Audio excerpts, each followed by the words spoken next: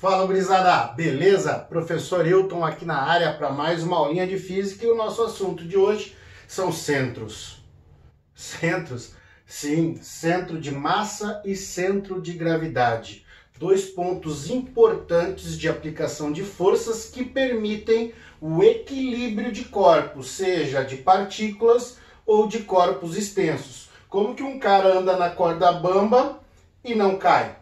Lógico, né, que não pode cair, mesmo que haja algum sistema que o segure e tudo mais, mas por que da necessidade de usar esta barra tão longa? E por que ela tem que envergar? Tudo isso está atrelado à condição de centro de massa e de centro de gravidade. São as forças que atuam nela, seja o ar, seja a força-peso, e a posição que ele segura e aonde o centro está que o mantém em equilíbrio. Lembrando que a aula de hoje é só para a gente encontrar estes centros, que podem estar no meio de um corpo como numa certa distância, fora do corpo. Bem, ficou curioso? Vem comigo para esta aula para aprender um pouquinho mais sobre como localizar esses centros. Bem, então agora nós vamos falar sobre o centro de massa de partículas. E assim que eu terminar sobre essa ideia das partículas, a gente passa a descrever para corpos extensos, ok? Então a gente entra aqui no sistema de partículas.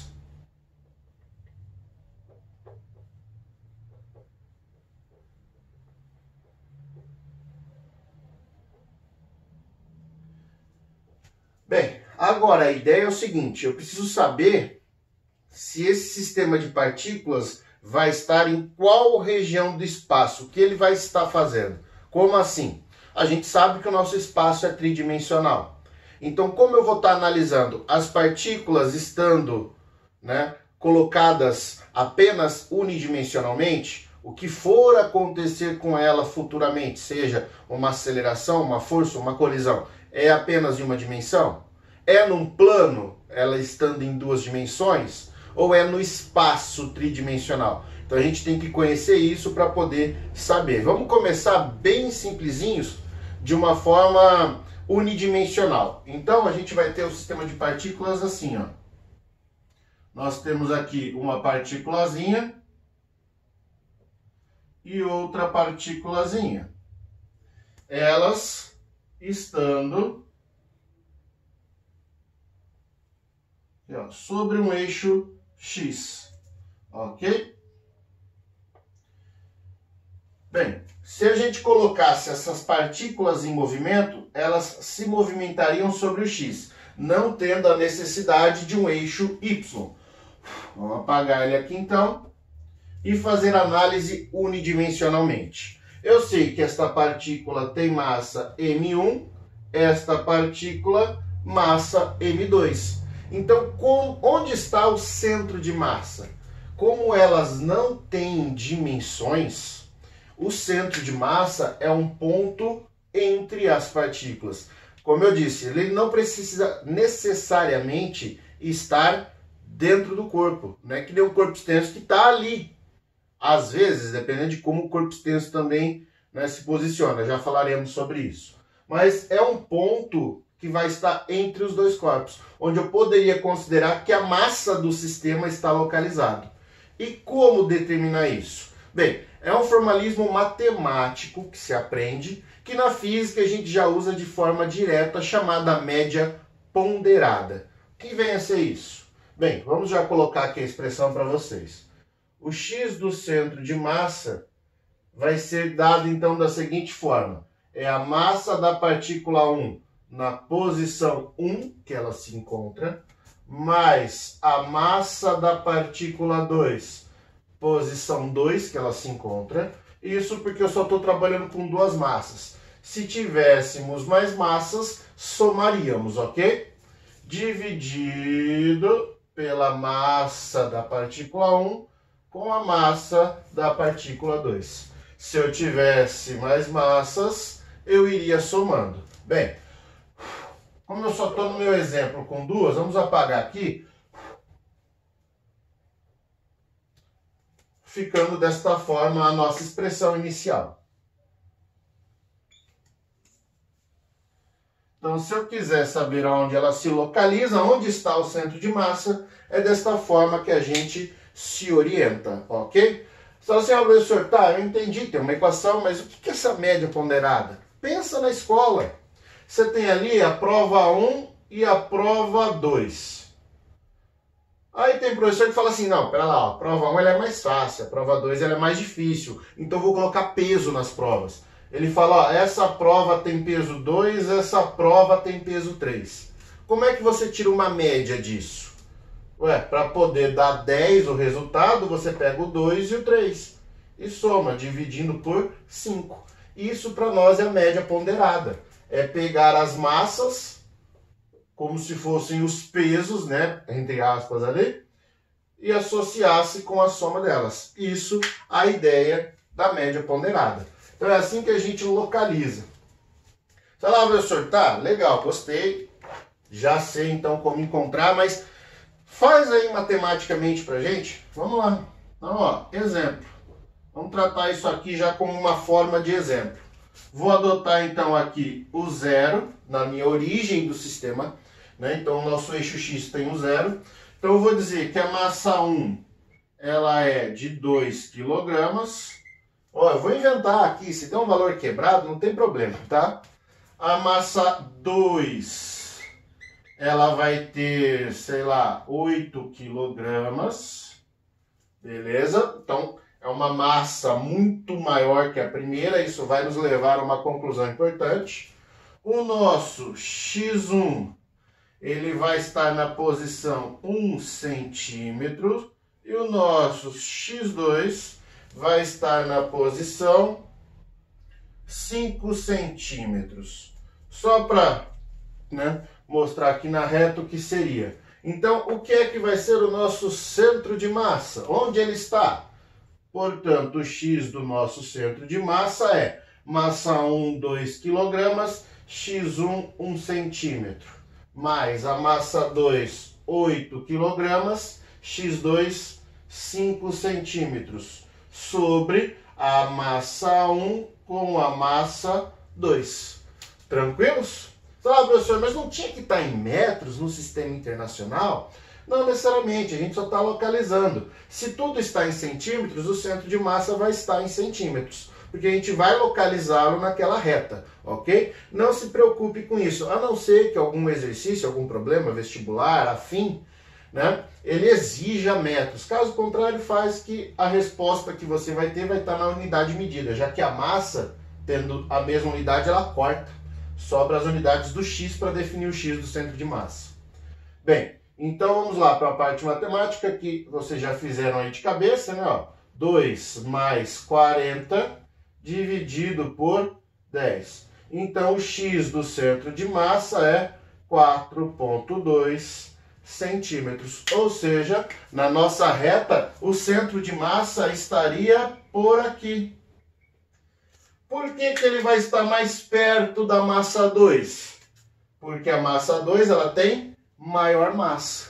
Ok? Aquela ideia do corpo, né, ser extenso, ser maior, a gente vai estar olhando agora pela massa dele, já que o tamanho é desprezado. Então, a partícula tendo mais massa, o centro de massa se aproxima mais dela. Se as massas forem iguais, onde que estaria o centro de massa? Isso, bem no meio.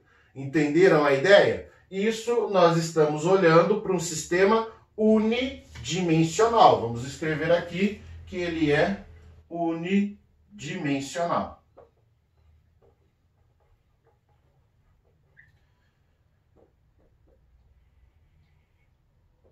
E assim a gente localizou o centro de massa de um sistema de partículas. Vou apagar aqui, a gente vai fazer então já o bi e o tridimensional de uma vez só, ok? Para que vocês entendam legal como localizar. Mas só para a gente poder analisar as expressões matemáticas. Vamos lá. Falando agora então do centro de massa bi e tridimensional, começamos aqui no bidimensional, o y e o x. Então como que a gente faz para descobrir qual é o centro de massa? Bem, note que essa partícula de massa M1 tem associado a ela um x1, uma posição 1, e ao mesmo tempo vai ter um Y1. A mesma coisa nós teremos para o 2. Ó. Então, aqui nós temos uma posição x2 e um y2. Agora, onde vai estar o centro de massa? Bem, basta lembrar que é algo entre eles, mas não necessariamente nesta linha que os liga. Vai depender muito dos valores das posições. Pode acontecer de estar? Pode sim. Né? Tudo depende de onde vai ficar no x e no y esse centro. Então agora nós temos 2 para calcular. O x do centro nós já sabemos. Média ponderada de M1x1 com M2x2 sobre M1 mais M2. E o y do centro de massa agora é a mesma coisa. A gente só troca a coordenada x por y. Então, nós temos um M1x1 com um M2x2, M1 mais M2. Tá claro aqui a ideia? Agora, e se nós tivéssemos o terceiro eixo tridimensionalmente? E aqui, então, agora nós temos uma coordenada z. Bem, aqui vai mudar um pouquinho a nossa história. Vamos dar uma apagada aqui, só para dar uma pequena alterada no eixo.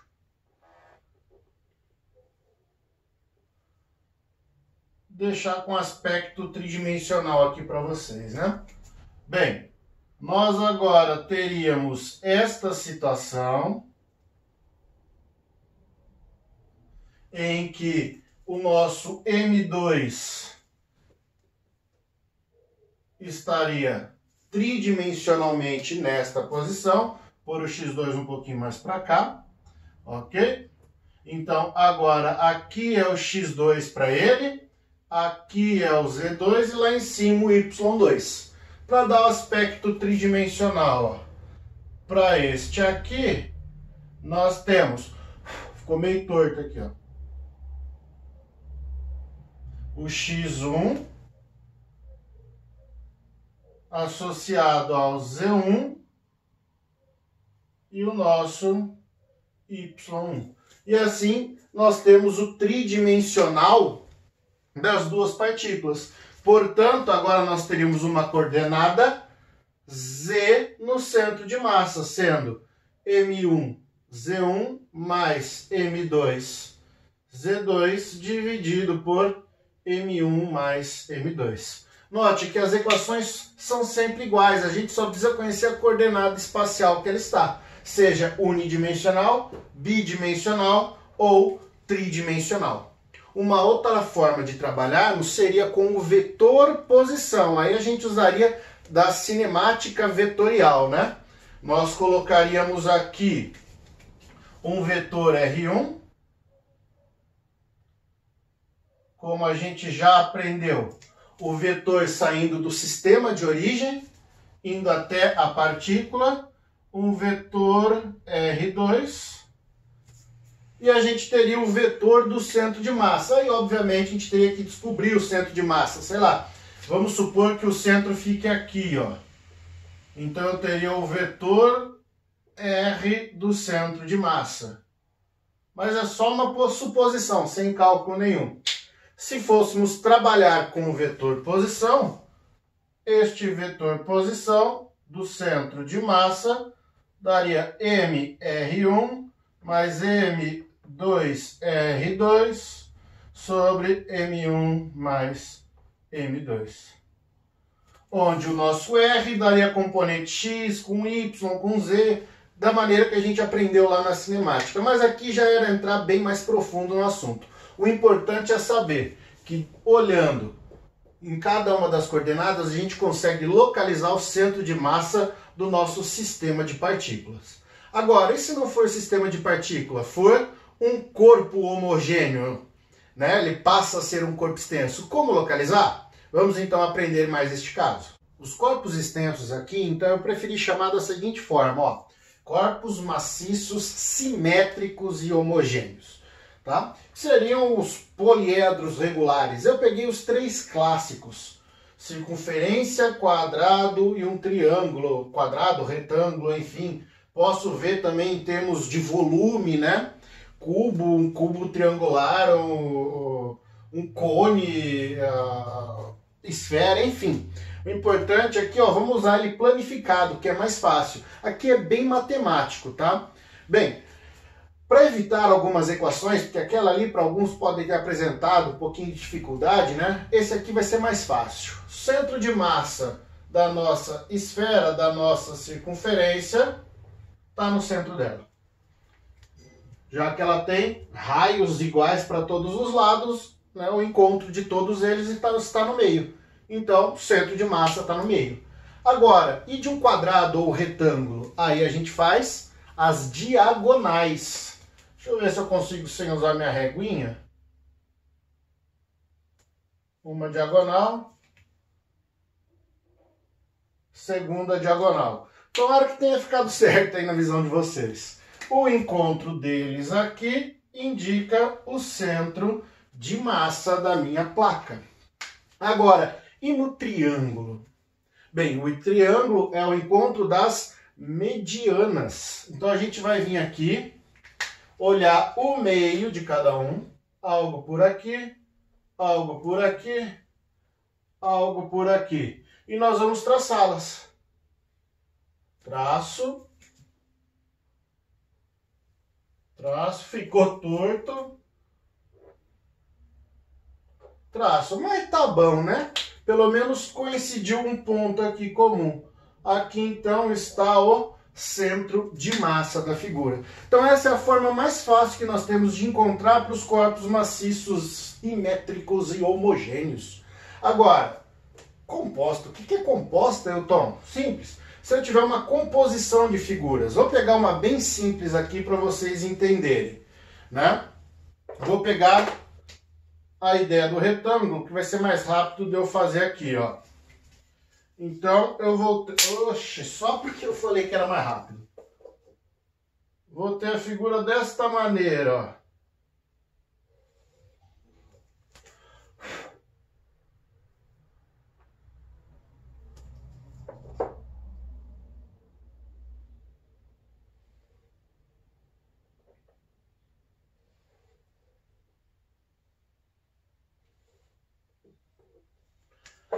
Aí a pessoa consegue borrar tudo, né? Ó.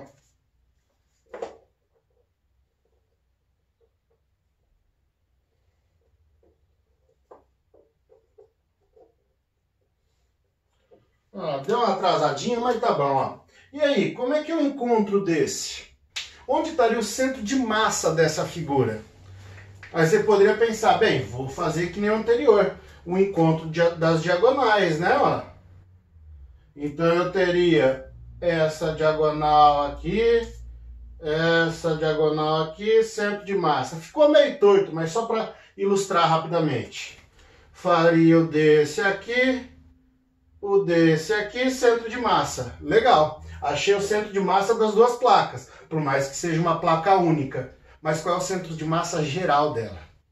Então aí a gente precisaria de uma equação matemática para isso, que é basicamente a que nós vimos anteriormente. Só que aqui a gente, não tendo a massa da placa, a gente pode transformar isso da seguinte forma.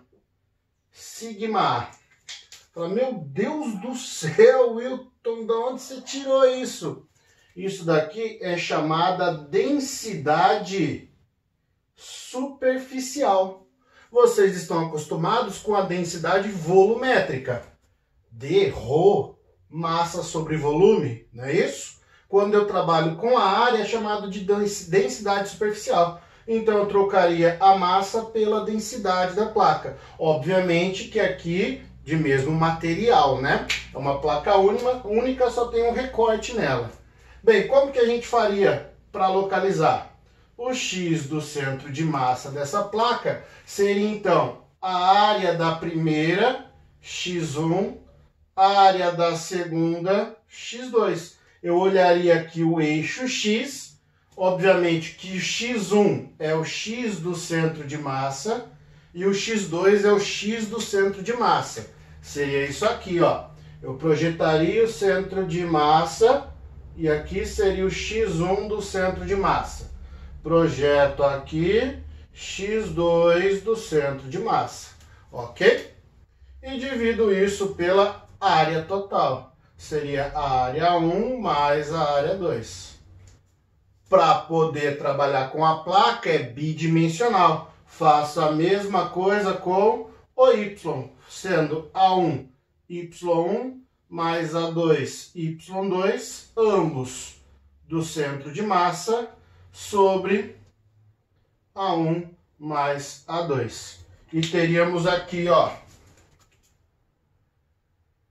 este como o nosso y1 centro de massa e aqui um y2 do centro de massa.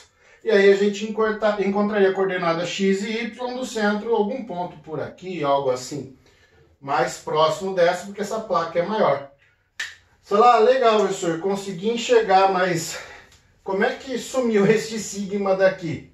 Bem, se eu trocasse o M1 por sigma A1, sigma A2, sigma 1, sigma 2, todo mundo tem o sigma, eu cortaria, né, já que é feita de um mesmo material. Se fosse material diferente, sigma 1, sigma 1, A1, sigma 2, A2, sigma A1, entenderam a ideia? Você carrega o sigma trocando pela massa, mas a ideia geral é trabalhar assim. Obviamente que para quem está no ensino médio, não vai ter isso aqui. Ok? Muito provavelmente vocês podem trabalhar até aqui, porque aí a gente analisaria a física do centro de massa. Qual é a aceleração que esta caixa tem? Colocaria ela como um bloco, então a gente olharia o centro de massa se deslocando. Tá? Em termos de localização, é muito mais matemático do que físico, notaram bem. Mas para quem às vezes vai para o ensino superior, ou até quem talvez faça uma prova militar, ter este conhecimento ajuda bastante. Bem, tá aqui então as formas de encontrarmos os centros de massa. Preste muita atenção, que é também chamado, deixa eu pôr aqui, centro de massa ou baricentro. A gente tem essas duas denominações, tá? Caso vocês encontrem essa palavra, tá aí. Agora, existe um segundo centro para a gente estudar, o chamado centro de gravidade. Vamos falar sobre ele e assim concluir a nossa aula sobre esses dois centros importantes. Finalizando o nosso estudo sobre os centros, vamos então falar do centro de gravidade. Centro de gravidade é o ponto de um corpo ou de um sistema de partícula onde a força-peso vai estar atuando. Somente a força-peso atua neste ponto. Então eu poderia pegar um corpo qualquer, imagine um corpo esquisitão qualquer, e analisar pedacinho por pedacinho deste corpo. Pequenos elementos de massa, e veria que para cada elemento eu tenho uma força-peso. Se eu pegar todos esses elementos de massa e colocá-los num ponto só, esse ponto é o centro de gravidade, ok? Bem, importante, como nós estamos num campo gravitacional constante, todos os pontos estão associados ao mesmo G, né? A mesma aceleração gravitacional, assim chamamos o G, que não é o nosso campo gravitacional. Então, eu posso colocar nesse ponto um único corpo, né? O único sistema, eu trago tudo para esse ponto e ali aplico a força-peso. Agora, temos umas notações importantes sobre isso. Deixa eu apagar aqui. Primeiro, não esquecer que no centro de massa que nós já vimos, né, só para resgatar, é pegar toda a massa do sistema ou daquele corpo homogêneo e concentrar num ponto. É neste ponto que vão atuar as forças externas. Aí eu pego este sistema de partículas ou, né, o meu corpo homogêneo e aplico o centro de gravidade, onde só está a força-peso. Então eu tenho dois centros, um atua externa, outro atua força-peso, beleza? Agora, como o nosso campo gravitacional é constante, os nossos centros coincidem. Então, vocês vão ver o seguinte, muitas pessoas falando, ó, é lá no centro de massa que atua a força-peso. Ah, é lá no centro de gravidade que eu posso colocar a força resultante. Por quê? Há uma coincidência desses centros, ok? Eles acabam coincidindo, seja no sistema de partícula, ou seja, né, num corpo homogêneo, como nós já vimos anteriormente. E o importante, que é o assunto da nossa próxima aula, que é o equilíbrio do corpo extenso, que aí a gente completa, né, a sequência. Não necessariamente nossa próxima aula, a gente ainda tem algumas coisinhas para chegar lá, mas quando vocês entrarem na aula de equilíbrio de corpo extenso, vocês vão ver, né, que nós temos, né, esses centros como importantes, centro de massa e centro de gravidade. E é ali que vai ocorrer o equilíbrio indiferente. Equilíbrios nós temos três: estável, instável e indiferente. Tá? Então, é no indiferente que o centro de gravidade atua. Tá aí, essas notas são importantes, dá aquele print, porque é importante saber a diferença, porque muitos às vezes não trazem a diferença. Bota como um centro só e pronto. Existe sim, centro de massa, a tua força resultante externa, né, a força externa, e eu concentro toda a massa do corpo em um sistema de partícula. Num corpo, vocês viram que pode estar no seu centro, como lá na ligação das linhas. No sistema de partícula, ele vai estar sempre mais próximo da partícula de mais massa, e não necessariamente, né, dentro do corpo. Então a gente pode ter condições que o centro de massa não coincida com o corpo, esteja fora dele. O centro de gravidade já atua no corpo. Né? Num sistema de partículas, a gente acha o centro de massa, concentrei a massa, ali está o centro de gravidade, já que o campo gravitacional é constante. Bem, dois centros importantes para a gente ter a sequência de nossos estudos. Espero que tenha ficado claro. Se tiver alguma dúvida, deixe o seu comentário que eu vou responder. Se tiver qualquer situação em que você discorde, concorde, deixa sempre um comentário para a gente poder debater legal. Ok? Se gostou da nossa aula aí, se inscreve no canal, ative os sininhos para acompanhar constantemente o meu trabalho, deixa aí esse seu curtir, que ajuda demais o nosso canal. Fico por aqui, aguardo vocês na próxima aula. Um beijo no cérebro e aquele forte abraço.